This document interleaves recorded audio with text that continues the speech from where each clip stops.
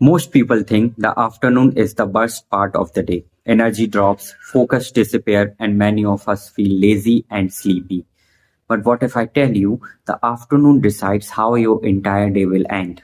I learned this in a hard way. I noticed that when my afternoons were messy, my evening were unproductive and my night were restless. So I changed one thing, my afternoon routine. After lunch, I don't lie down immediately. I sit on a chair, back straight, shoulder relaxed, breathing slowly, just for a 5 minutes. This small pause helps digestion and prevents acidity. Then I drink water, not cold, not too much, just normal water.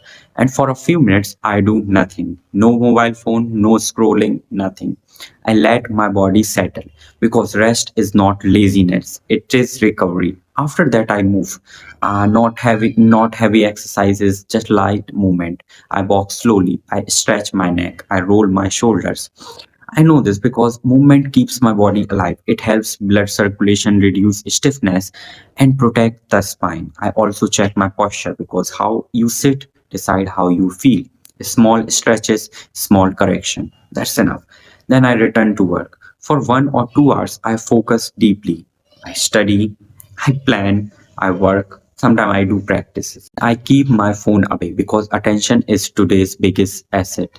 Sometimes I feel sleepy. That's normal. When that happens, I don't fight my body. I drink water, I stretch, I take deep breath, and sometimes I listen music. I don't sleep for long because long afternoon sleep steals energy from the night. One habit changed my confidence the most.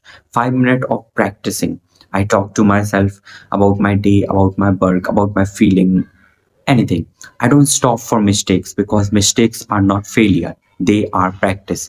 This habit slowly removes fear.